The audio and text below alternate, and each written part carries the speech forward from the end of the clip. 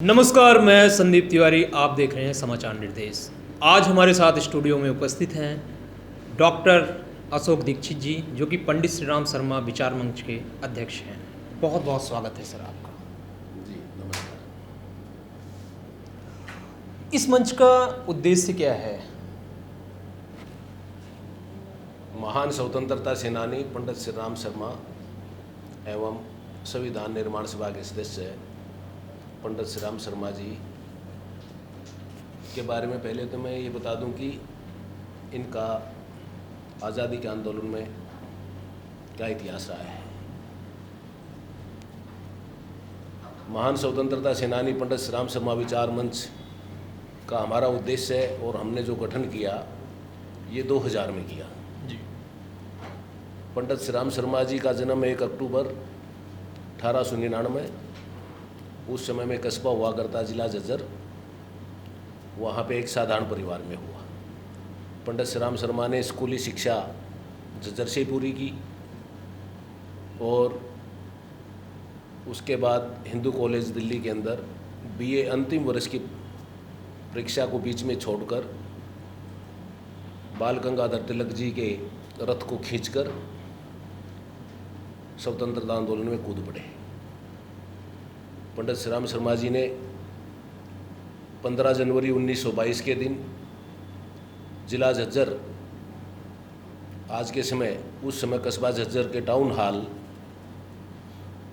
पर लगे हुए ब्रिटिश सरकार के झंडे यूनियन जैक को उतार के फेंक दिया और वहाँ पर तिरंगा झंडा फहरा दिया।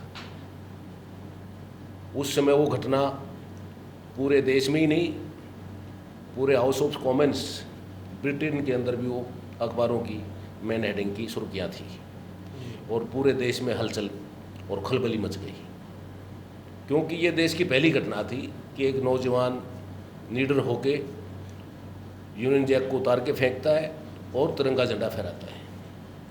पंडित जी को उस समय के जो पुलिस अधिकारी थे फर्गूसन जी, मैंने जी बोल दिया, वो हमारी एक शैली है, लेकिन वो जी बोलने के लायक नहीं थे। जी।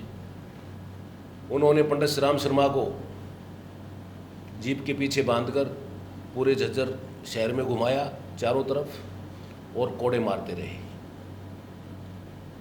जैसे कोड़े मारते पंडित श्री राम शर्मा की एक ही आवाज़ निकलती, भारत माता की जय, इंकलाब जिंदाबाद। पंडित जी ने हिम्मत नहीं हारी और अपना हौसला बिल्कुल भी किसी भी तरह से नहीं टूटने दिया। जी। क्योंकि अंग्रेज़ों की एक ये इच्छा थी कि पंडित जी को इतनी यातनाएं दो पब्लिक के सामने कि यहाँ इस इलाके में आज़ादी की चिंगारी की कोई एक किरण भी ना फूट पाई। जी। पंडित जी को उसके बाद रोहतक जेल में डाल दिया। जेल के अंदर ब्रिटिश पुलिस अधिकारियों ने घोर से घोर, कड़ी से कड़ी यातनाएं दी, जिनमें खाली बोरी के अंदर, लाल मिर्चों की खाली बोरी के अंदर लपेटे गए, हाथ के नखून उखाड़ दिए गए और जेल में बंद खूंखार अपराधियों से पंडित जी को पिटवाया गया। इस तरह के अनेक ऐसे अत्याचार पंडित जी के सामने जेल के अंदर किए कि जो मानवीय तो थे ही नहीं जी। और बिल्कुल पंडित जी को अंदर से तोड़ने वाले थे, लेकिन पंडित जी ने कोई हिम्मत नहीं हारी। ये लगभग कब की बात होगी? ये आज़ादी से पहले की, लगभग कितने साल पहले की बात होगी? मैंने आपको बताया 15 जनवरी 1922 के दिन। 15 जनवरी 1922। पंडित जी की मुख्य विचारधारा क्या थी और आप उनसे कैसे प्रभावित हुए? पंडित जी की मुख्य विचारधारा देश को आज़ाद करवाने की थी उस समय। जी। और पंडित जी ने विधान परिषद के जो चुनाव थे, पंजाब हरियाणा इकट्ठा होता था, उसके चुनाव लड़े। पूरे हरियाणा पंजाब में पंडित श्री राम शर्मा एक ऐसे व्यक्ति थे जिन्होंने यहाँ पे कांग्रेस को गांव-गांव, घर-घर पहुँचाया। उस समय लोग अंग्रेज़ों से डरते थे। एक मोमेंट था कांग्रेस के नाम से आज़ादी के आंदोलन का, और पंडित श्री राम शर्मा ने निष्पक्ष निडर होके संघर्ष करते रहे और उसको गांव-गांव तक पहुंचाया। सैकड़ों स्वतंत्रता सेनानियों को उंगली पकड़कर सिखाया और आज़ादी का एक बहुत बड़ा मोमेंट रोहतक से चलाया। और पूरे देश के अंदर पंडित जी की ये इच्छा थी कि रोहतक जो है ना, देश की आज़ादी के अंदर रोहतक हरियाणा जो है ना कहीं किसी भी रूप में पीछे ना रहे। जी। इसलिए यहाँ के युवाओं का, यहाँ के लोगों का आज़ादी के आंदोलन में ज़्यादा से ज़्यादा योगदान होना चाहिए। पंडित जी की इच्छा थी। आपने युवा की बात कही, आजकल के युवाओं को आप क्या संदेश देना चाहते हैं? आजकल के युवाओं को मैं संदेश देना चाहता हूँ, एक तो वो नशे से दूर रहें। जी। दूसरा जो है, पंडित श्री राम शर्मा के कुछ हथियार हैं। पहला हथियार है ईमानदारी, संघर्ष, देशभक्ति, निडरता, ये अपने साथ रखें और देश सेवा के अंदर जुट जाएं। जिस कार्य में भी युवा, चाहे वो कर्मचारी है, चाहे वो अपना रोजगार कर रहा है, चाहे वो कहीं प्राइवेट नौकरी करता है, वो अपना ईमानदारी से काम करे और उसके अंदर देशभक्ति का जज्बा होना चाहिए। और हमारे स्वतंत्रता सेनानियों ने जो हमारे ऊपर कुर्बानी दी, इस देश को आज़ाद करवाया, उस आज़ादी को हमारे युवाओं ने ध्यान में रखते हुए उस कर्ज को उतारने की कोशिश करनी चाहिए। स्वतंत्रता सेनानी होते हुए पंडित जी ने बहुत सारे भारत देश को आज़ाद कराने में महत्वपूर्ण भूमिका निभाई और बहुत सारे ऐसे स्वतंत्रता सेनानी पहले भी हुए हैं। लेकिन आज के समय में अगर देखा जाए, आज़ादी मिलने के बाद भी राजनेता हुए वो अपनी अपनी रोटियां सेक रहे हैं, चाहे वो सत्ता दल पार्टी हो और चाहे विपक्ष हो। इस पर आपका क्या कहना है? पंडित श्री राम शर्मा जी 1952 में पंजाब विधानसभा के सदस्य बने और मंत्री भी बने। एक किसी छोटी सी बात के ऊपर उस समय के मुख्यमंत्री भीमसेन सज्जर जी से कुछ कोई भ्रष्टाचार की बात थी छोटी सी, उसका वो जवाब ठीक तरह से नहीं दे पाए, तो पंडित श्री राम शर्मा अपना इस्तीफा त्याग पत्र देके और अपनी सरकारी गाड़ी छोड़ के पैदल अपने घर चले गए। वो एक ईमानदारी, वो एक देश के प्रति एक कर्तव्य बनता है कि हमने सब नेताओं ने आज ईमानदार होना चाहिए। और देश सेवा, पंडित श्री राम शर्मा कहते थे कि मेरे को किसी ने नहीं कही कि आप देश की आज़ादी की लड़ाई लड़े, मैं अपनी इच्छा से गया।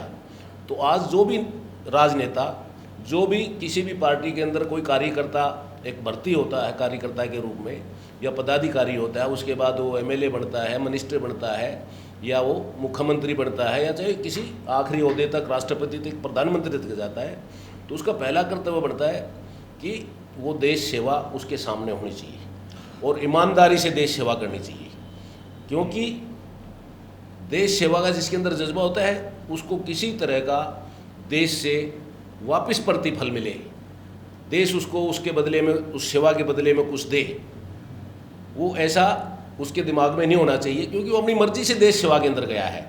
जैसे पंडित श्री राम शर्मा ने आज़ादी की लड़ाई लड़ी, सबसे लंबे हरियाणा पंजाब में जेल यात्राएं सही, और सबसे लंबी जेल यात्राएं उन्होंने की। इससे लंबी शायद किसी हरियाणा के व्यक्ति ने जेल यात्रा इतनी लंबी की होगी। लेकिन पंडित श्री राम शर्मा ने अपने रहते हुए कभी भी भारत सरकार से, हरियाणा सरकार से 1 रुपया किसी भी रूप में पेंशन के रूप में नहीं लिया। वे उसकी एक सच्ची ईमानदारी थी, देश के प्रति एक सेवा थी। और पंडित जी एक महान स्वतंत्रता सेनानी थे और आपने जैसे बताया कि हरियाणा की जो सबसे लंबी लड़ाई थी स्वतंत्रता संग्राम की, वो पंडित जी ने लड़ी थी।